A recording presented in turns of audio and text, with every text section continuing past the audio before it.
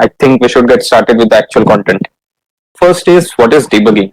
In simple terms, debugging is just the process of locating and fixing the bugs or the error in your program. So whatever the bug, the error that is there, first you have to locate it, identify it, and then fix it. The complete process is known as debugging. A professional software engineer or a professional, say, data scientist or machine learning engineer, anyone who's involved in writing code, he spends most of his time debugging the code instead of writing a new code every time. In colleges, or when you're just starting to learn a programming language, you'll basically write everything from scratch. And if you mess something up, you'll again create a new notebook, you will create a new file, and you will again write things from scratch. But in real life, things are quite different because every company has a lot of legacy code, and either you'll have to introduce some minor features or you'll have to fix some bugs. So you don't have to write a lot of new code, but you spend most of your time fixing the existing code. Debugging is equally important as writing code, if not more. And a professional software developer, he spends most of his time in debugging. Before we start, here is a word of caution. This talk is for complete beginners. We won't be discussing things like PDB or Visual Debugger or Profiler. This is for complete beginners who have just started with Python so that they can follow along, and all these advanced concepts will be discussed in some other session. But these are not the focus and will not be discussed in this talk. Since the talk is completely beginner focused, here is my advice to beginners that it's okay to get errors. Beginners are quite afraid of getting errors. Let me tell you, even after like 5+ years of programming experience, I still get errors. And getting errors is completely okay. The worst thing that can happen is your program will crash, but it won't burn your laptop. Errors are completely okay. If you're getting them, just understand they are part of the process, and you will get errors when you start writing code. Errors are completely normal, and you should be getting errors. We even preach all our students that every error, you should not be afraid of errors, because every error is an opportunity to learn something new. We tell this to all our students that errors, you should be happy when you look at an error, because it's an opportunity to learn something new, because what you're thinking should work is not working. That means there's some difference or some gap between your knowledge and how Python interpreter works. So basically that gap can be filled if you try to approach the error systematically. And another thing that we tell our students is, if you're not getting error, then you are doing something wrong. It is part of the process. You should be getting a lot of errors. And if you're not getting errors, probably you are running some other file and you are writing code in some other file. That is the reason why you are not getting errors. So you are doing something extremely wrong if you're not getting errors. So the whole point is, it's normal. If you don't get error, that is something to worry about. Generally speaking, in Python, there are these 3 types of error. First is syntax error, second is runtime error, and third is semantic error. Now, I'll quickly give you a brief definition for all these 3 types of error, and then we'll see them in practice. Syntax error is the error which is produced by the Python interpreter when there's something wrong with the structure of the program. Or you can say it is produced by the interpreter while reading the Python code. Runtime error is the error which is produced by the interpreter while actually executing your code. Runtime means while running. So the errors that you get while running your code is runtime errors. And then lastly, we have semantic errors. These are the most difficult errors to find out. But the idea is that the code that you have written, it's working fine, it's running without errors, but it's not doing what was intended. The output doesn't match the expectation. Those types of error will count under semantic errors. Let's see it in action. We'll first discuss syntax error, then we'll discuss runtime errors, and then finally semantic errors. Now, syntax errors are basically anything where there's a problem with the structure of the code. So if I write something like this, print and hi, but I missed the last bracket. I'll get a syntax error. Syntax error, unexpected UF, which is end of file, while parsing. This is one error that you get. If I miss the closing code for the string, I'll get the same error, syntax error, end of line, while scanning string literal. I'll say for I in range, and I'll run this. I'll get an error that unexpected end of file because it expects indentation after that. Remove this indentation, I'll get an error. Indentation error, expected an indented block because after colon, it is expecting that we have at least a tab. All these are part of syntax error, where even before you run the code, you know it will give an error. This is the idea. So if you miss either the opening bracket or the closing bracket, you will get an error. If you miss this colon at the end of a compound block, then you will get an error. If you write the colon but you don't use proper indentation, you will get an error. Even before you execute the code, you can see it and tell there's a problem with the code and it will give an error. Let's take an example of English. Every sentence will follow a grammatical structure. So if there's a sentence like I am a boy, now this is a perfect English sentence. Imagine if I write it like this: a boy, I am. As soon as you read it, even before you can interpret, you find it weird. A boy, I am. Same goes for mathematics. I can say 1 multiplication and then 3. This is a perfect mathematical expression. But if I say 1x, now this doesn't mean anything in maths because this multiplication operator expects 2 operand. First operand and second operand is missing. So now you cannot solve it. Similarly for Python code as well. First, we have to check that it's syntactically correct, and once the syntax is all correct, then only your code will start executing. Whenever you get a syntax error, you should look for this caret symbol. This caret symbol, it tells you where Python thinks the error was caused. This tells the line number. This is the line number. So it's also counting blank lines. This tells us in which line the error occurred, and this actually helps us identify the location of the error. Now, this is not always correct. Say, for example, I'll simply write print hello, and I'm removing this code. Here, it's pointing to after the bracket, but we know that error is actually here. Also, if you miss this thing, Python is again highlighting this, but actually the error is here. But nonetheless, this line number helps you to identify the line, and then this caret symbol actually helps you to at least narrow it down. Generally speaking, whenever you see a caret, look for the pair. If it's highlighted in this, like for this round bracket, look whether you have an opening pair or not. And if you just miss this one, the caret will be usually at the right position. So basically look at the caret and then see if you can find any fix. If it looks normal, then go and check the opening pair. But for most of the syntax error, look for the line number and the caret. This will help you narrow down the possibilities of errors. If you don't specify the colon now, you will automatically see that your pointer will start from the beginning of the line. If you use Python for say 10 days, 15 days, you will immediately realize that once you press enter, it should be actually here. And if you don't see that behavior, immediately you should like check for the colon value. Almost all the editors which supports Python, as soon as you put a colon and press enter, you should automatically see the next line to be indented. So this is one good indicator that you have missed the colon. Say if I remove this thing, I'll get an error.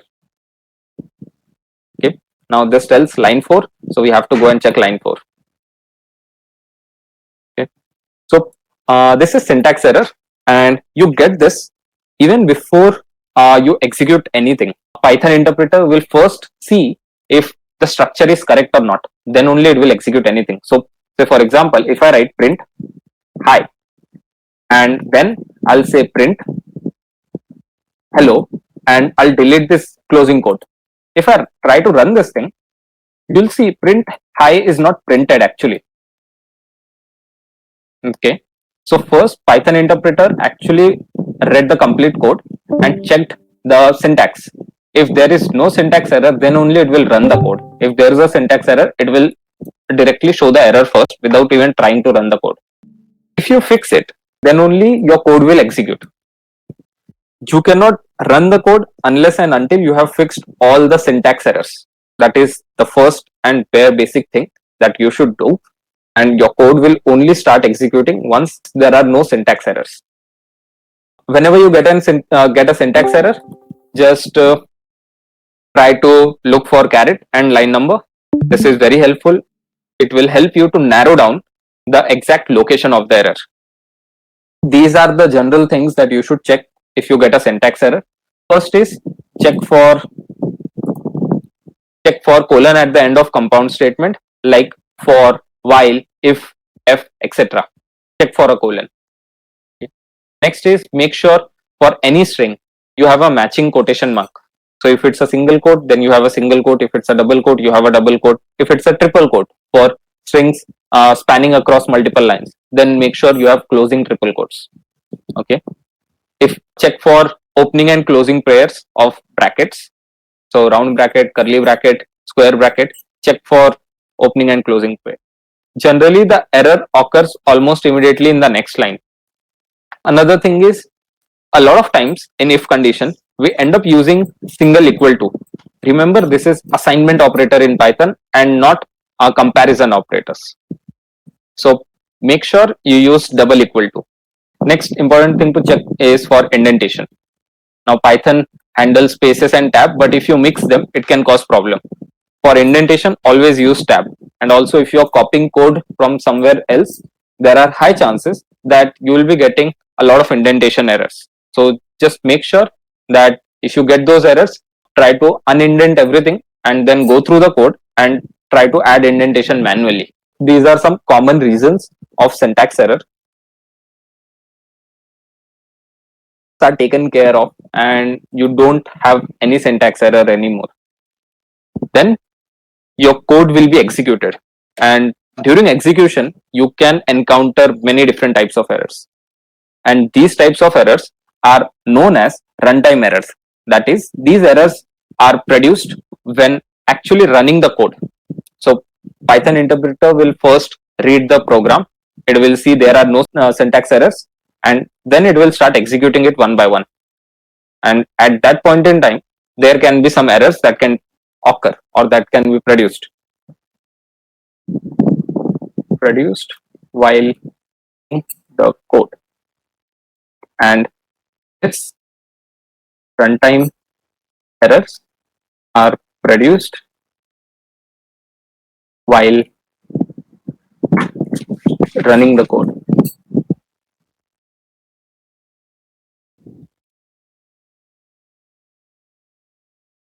Your code won't be executed if you have any syntax error. And once there are zero or no syntax error, then only your program execution will start. And the errors that you get during execution or during runtime are called runtime errors. Okay. So syntax errors are something which you yourself can identify even before running the code. And then there are some errors called runtime errors which actually are produced while running the code. Here is what I mean. Print. Now I'm making sure that there's an opening bracket and there's a corresponding closing bracket as well. So this is syntactically correct. Now if I try to run it, I'll get an error called name error which says hi is not defined. So here hi is a Python variable and I have not defined it yet, and hence first it checked the syntax. There was no syntax error, so it tried to execute it, and during execution it realized we don't have a hi variable defined, and hence you get name error. So name error is a runtime error. So if I do this, Now it will work. Next time when you see something is undefined, that basically means you are using a variable without actually defining or assigning a value. Now Python doesn't know what high is unless and until you define what high is. Another example of the same, I can define a function add, which will take two argument a comma b, and it will return a plus b. Now I'll say add 1 comma 2. This will work. If I say add 1 comma 2, instead of this say add 1 plus 2. So this is a runtime error. If you directly read the code, this function is following all the syntax. There's a opening bracket, there's a closing bracket, elements are separated by comma, there's a colon, there's an indentation which is followed, and everything is syntactically correct. But when you try to execute or run this code and a is substituted with b, 1, and b is substituted with a string with value of value 2, and then this operation actually fails. So this is a runtime error. That means this error was caused while running the code.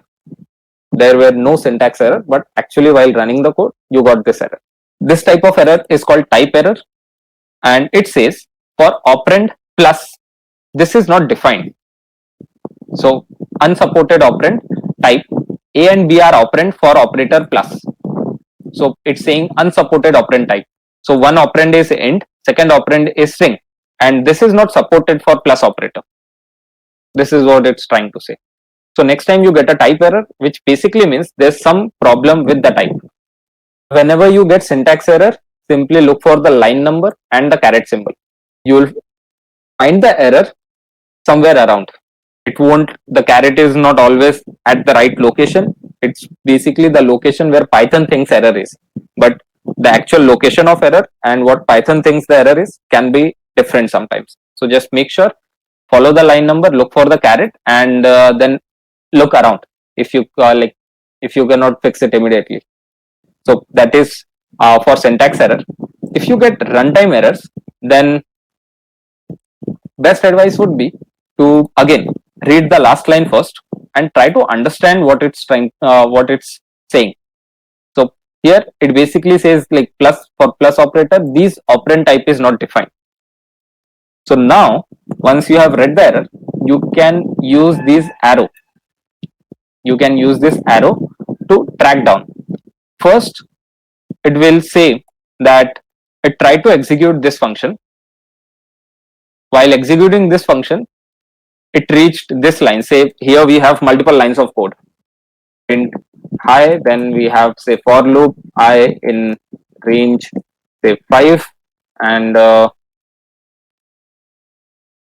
simply say pass, and then you have some more lines of code, and finally you have return statement. So this will indicate in which line inside the function the error occurred. So this is called trace back. So your first task will be to read the error at the bottom and then start following this arrow.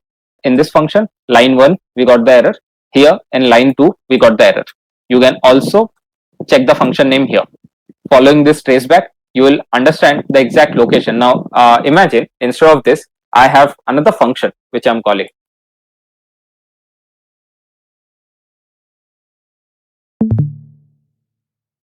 You can have another function f add a comma b, and here I'll say return a plus b, and here I'll call add a comma b.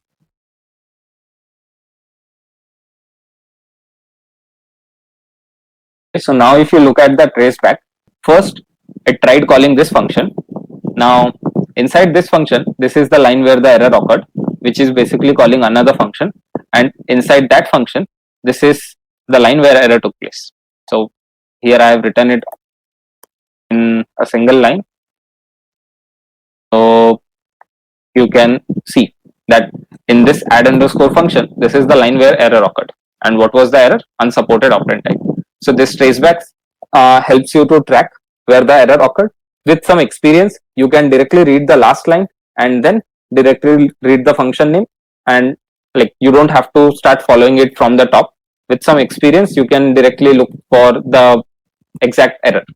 So these are two different ways. Once you identify which type of error it is, then you have to follow the approach. Here it's just look for the line number and follow the caret symbol. Here you read the last, like you have to read this always. You have to read this last line always. So that will be implicit. Now for runtime errors, just make sure that once you have read the last line, start following the traceback and then identify the exact location, and then based on this information in the last line, try to fix it. List index out of range is one good example, and division by zero is another good example. Type error is one good example, and you have name error and all these different types of errors. This is the process. First, read the error type and the error message, and then start reading the traceback from top to bottom. These are some errors that will happen at runtime. One is name error. We have already seen if something is not defined, we'll get name error, colon, high is undefined. Then type error, where the type of the operands don't match. So you are trying to concatenate to list, but if it's a list plus tuple, it will give you an error. So basically there's some mismatch between the type of the operands. Then next is key error, where the key is not present in the dictionary.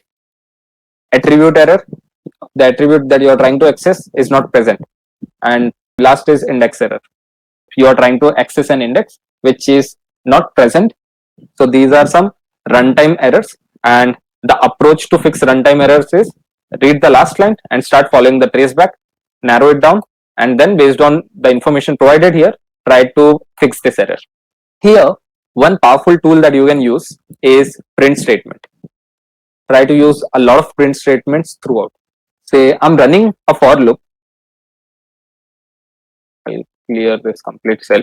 Say I have an array, and this is basically 1 comma 2 comma. Okay. Now say I'm running a for loop for I in range, and I'll say 10, and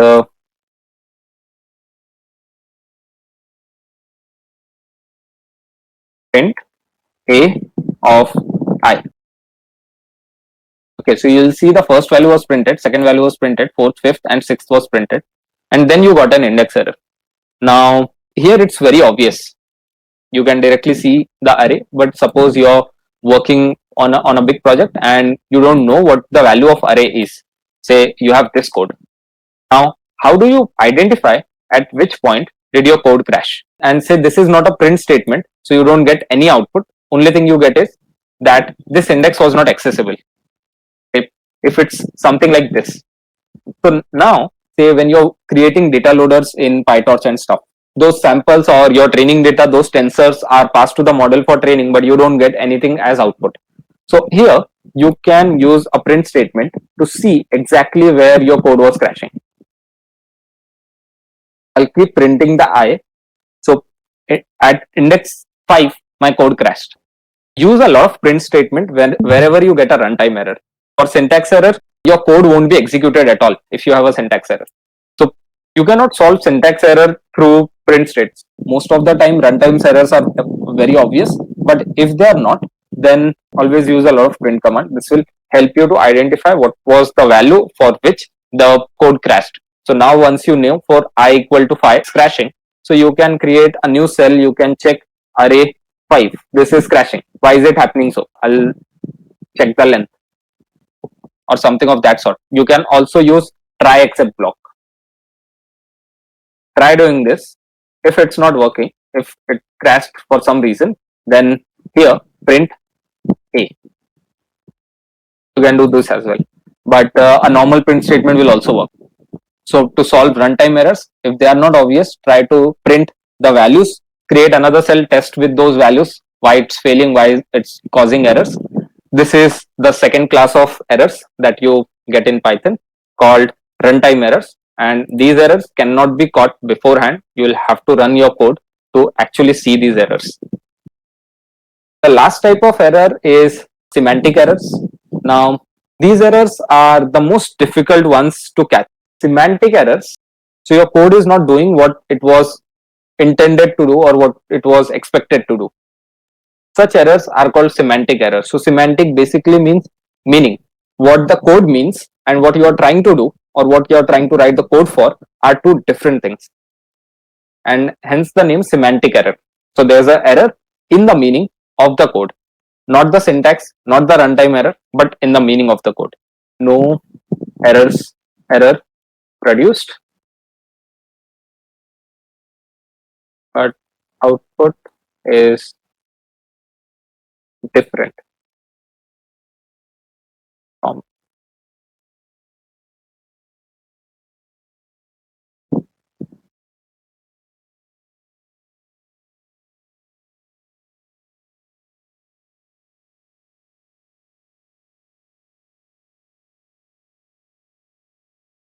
your semantic error. Now these errors are the most difficult one to catch because Python doesn't treat them as errors. It's the person, is the programmer who has to figure it out that it's an error. So for example, I'm writing function for say prime numbers. I'll simply say def is prime and I'll pass a number n and then I'll just check if n is equal to 7, then return true, else return false. So this is the function that I came up with. 7 is a prime number that I know. I'll simply write this thing and I'll try running this code. And if I pass 7, it will work. Now I know 11 is another prime number. So if I try running it, I was expecting true, but I got false. That means this code is not behaving as it is expected to behave. So this is a semantic error. Syntax is correct and there is no runtime error. That means there's no name error. Everything is defined. All the data types are matching. I'm using double equal to instead of single equal to, and everything is working fine. Only thing is this code is actually checking for 7. It's not checking for prime number. So it's not wrong in any way, but it's not giving us the expected output. The code here, it basically means check if the number is 7. If it's 7, return true. And Python, like, this is what the code you have written. It doesn't know what you are trying to write and what actual implementation or what actual output is there in your head or in your mental model. So your code is different from what is the mental model of the code in your head. This types of error you won't get any like output, so they are most difficult ones to catch and most difficult one to fix as well. So some general guidelines for approaching this error. It's very different, and you cannot use a single framework to address semantic errors. So just like we saw it for syntax error and runtime error, there's no single framework to address semantic error. The error could be because of anything. Say your data type is like different, or you just missed a for loop, you just missed a condition, or you are instead of using and you are using or condition or doing something else. 1,000 different ways how you can mess up a code, mess up a function, and you won't get the expected output. This is even difficult when, say, you wrote a prime number code and someone puts 1 or 0. Now, is it a prime number or not? So these cases are called corner cases. It's often difficult to capture all the corner cases, and these come out as a bug when you deploy your code in production. This is semantic errors. Error in the meaning. What you are intending it to do is different from what the code you have written. This is what semantic error means. One major cause of this error is that I have updated the value here. So instead of 7, I'll say modulus 7 is equal to, say, 0. Now I have updated the code, but I have not executed the cell. This is very common in Jupyter Notebook and other similar environments. A lot of people update the code and directly try running the cell. But in such cases, try to see this execution order. So this is 54. Now this is 56. That means this cell was executed before. Now once you have executed the updated the code, you should run it, and then only you should try running this cell. A lot of time people, this is such an obvious mistake, but a lot of people do it very often. So you'll define a list, and then you will update the value. Say initially it was just 1 2 3, and then you added 30. Then you will go and run this cell, but again this cell is not yet executed. That could be the cause for difference. Another very common thing that people do is simply use a Python variable. I'll say list is equal to, and then I'll assign 1 2 3 4. Whenever you write Python keywords, they are highlighted by different colors. So don't try use them as Python variables, because your program might end up behaving in a very weird way. A lot of people, like, they'll define sum as this, a comma b. Now you're overwriting the default sum function which is built into Python. So Python already has a default function called sum. Okay. Now you're overwriting that function with your function. When you're working in an organization, hundreds of people are contributing to the same code base. Now if you overwrite it, your program will end up behaving in a weird way, and it will end up breaking a lot of different things if someone else is using the built-in sum function. Avoid using Python built-in keywords as function names or variable names. This could be another very obvious cause of semantic error. Okay. Next is the gap between your understanding of a topic. As Satish yesterday pointed out, that NumPy has some caveats when working with views versus copy. If you expect that pandas is returning something, and it's actually returning something else, then you might end up getting semantic errors. So for example, I have a list called A. Now if you say a.pop, this function will return you 30. But if you say a.remove, this function doesn't return anything. It takes an argument and it will take a value 3, and this is a in place operation. Like, a lot of time, if you look at the value of A, there are only like 1 and 2 left. So a lot of people will do a.pop, and this will return the last element. But if you replace the pop with remove, and here it's important to note that remove will not return anything, and hence your value of A, you won't get anything. So okay, I'll make it more obvious, and I'll say print the value of A. Let's take this example. So now after this operation, this will be evaluated to none, because remove doesn't return anything, and none will be assigned to A, and hence you see this here. But actually you didn't wanted that. You just wanted to remove 30 from A. So you expect the function to behave in a certain way, but it's actually behaving in some other way. So the gap between your knowledge, your understanding of the topic, of the subject, of the concept, can cause semantic error sometimes. So this is one example where things are happening in place. Okay, so this will update the array itself, and pop will remove the element and return you something. This is very common when working with NumPy, because slice operator and other operators, some of them return view, and when you use Boolean sequence to index, it will return a copy. So this can cause this can be confusing sometimes, and you might end up using one or the other, which will end up acting in a weird way. This is also very common when you're working with pandas. So pandas may, I can say drop, and then I can say drop say labels column, and I'll say access equal to 1, and then if I say in place equal to true, then it won't return anything. This will be happening all in place. But if I remove in place equal to true, then I'll have to assign it back, because it will return, this operation will return an updated data frame. and I'll have to capture it in a variable. This is another thing. Same goes for NumPy arrays and other objects. This is another cause of semantic errors. Possible reason for semantic errors, your understanding of the topic. See what all we have covered. So using Python keywords, updating the code but not executing the cell, order of cell execution, then return none. So print was an example of return none.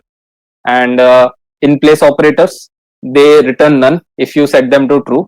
Remove operator in list, it returns none. So if you say a equal to a dot remove something, then a will be, none will be assigned to a. So just make sure that you understand the concept or the method completely before using it. And next reason for semantic error could be difference between view and copy. There are many more reasons for it, but this is the actual challenging part. Writing a working code is easy. You can just fix all the syntax errors, and then you can just make sure you're not getting any runtime error. You can use try except block to catch runtime errors. You can remove the pieces of code which will give you runtime errors. Just remove them. You won't get that error. But removing them will introduce semantic errors in the code. So writing a working code is super easy, but making sure the code is exactly doing what you intended to do is the difficult job, is the difficult part. And sometimes you might have to spend couple of hours, couple of days to figure it out. It's not very easy.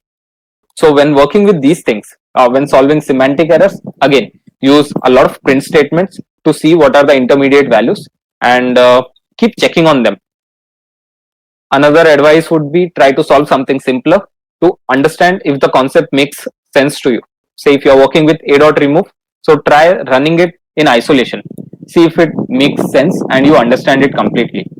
And when you understand it completely, then only go and use this and try to like introduce it in your code. Another example, you want to iterate over all the possible list of websites and then get their URLs, add something to them, and then extract all the web pages. Instead of doing all that like complex stuff, start with something simple. First, try to just make sure you are able to access the URL. So you can just say URL is equal to say www.google.com, and then just make sure you can access the page. Request.get and pass the URL.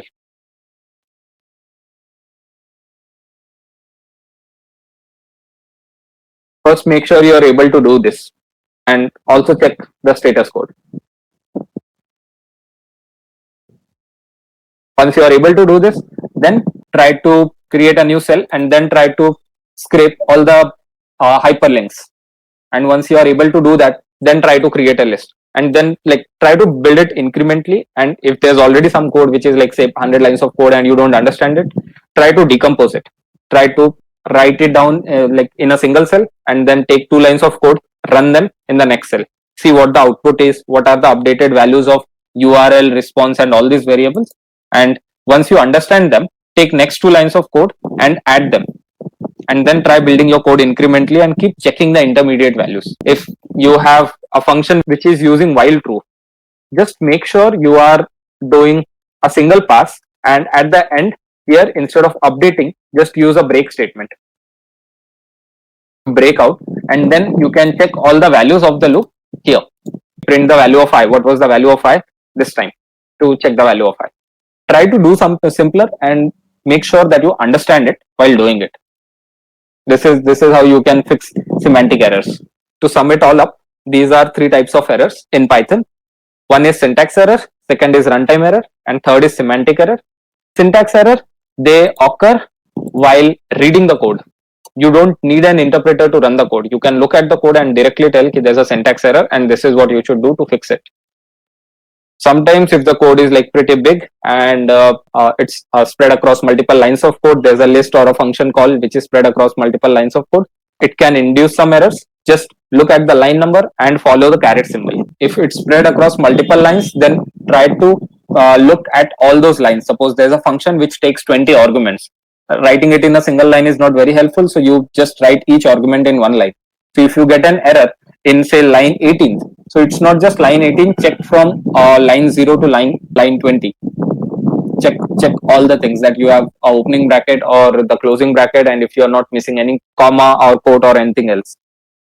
because you will get the caret in a location where Python thinks the error is, but it can be different from the actual location of the error. So this is syntax error. Runtime error is while running the code. So when you are trying to execute the code, the values that are fed for the operations, they might crash. Say 100 divided by A. Now while executing the code, if the value of A is assigned to 0, then 0 is assigned to A, then 100 divided by 0, that will give you an error. You don't directly look and tell 100 divided by A is always will always give you an error. While running the code, if the data types don't match, you will get an error. While running the code, if you are using a variable which is not defined, you will get a name error, and so on. So this all happens while running the code. Third is semantic error, which is while reading the output. So this is part of the programmer. The first two errors, they'll be produced by the interpreter, and the last is, you as a programmer, you will have to identify it by looking at the output. If the output is different from what was expected, then surely there's a semantic error in your code. Unless and until you fix all the syntax error, you cannot run the code. You won't get any runtime errors. So once you fix all the syntax error, you will start getting runtime errors. Once you fix all the runtime errors, you might get semantic error. While trying to solve semantic error, you might introduce some more syntax error and runtime errors. This was the complete idea about types of errors in Python. My advice would be, from now on, whenever you get an error, don't panic, don't freak out. It's completely normal to get errors. On the contrary, if you're not getting error, then that means you're doing something completely wrong. When you get an error, first try to identify what type of error it is. Is it syntax error or runtime error or semantic error? If you get an error, that basically means it's either syntax or runtime error, because semantic error, you yourself will have to identify it. Now, if you get syntax error, just make sure you look at the line number and follow the caret symbol. This will solve the problem 99% of the time. So syntax error are very easy to fix, and you will get syntax error even before running any piece of code. You first have to fix them even before your code starts the execution process. Second is runtime error. Just make sure that next time you get a runtime error, spend some time reading the last line of the error. Then follow the traceback and identify the exact line where the error took place, and use a lot of print statements to see all the intermediate values. Last is semantic error. So if you don't get the exact intended output, that means the logic in your head or the intention in your head and the code that you have written are very different. So try going through the code again and try to understand where the logic is crashing or where is it failing. Once you identify that point, you can then make sure that your understanding of the topic of the subject is clear, and you understand the object or the concept well. If you're getting error while using it, okay, make sure you understand the return value, make sure you understand the input value, and make sure you know the default parameters. For semantic errors, it's really a good practice because it will help you develop your understanding. Okay, so this was about semantic errors. The complete seminar today was based on this blog. I'll share this blog link in the chat section. I'll highly recommend everyone to go through it. And apart from what was discussed, there are many other ideas, tips and tricks. It's a lengthy blog, say 14 minutes, I guess. Yes, it's 14 minutes, but I'll highly recommend it if you're just starting with Python. There is nothing complex, and beginners will find it very helpful and valuable. Okay, so the complete talk was based around this blog.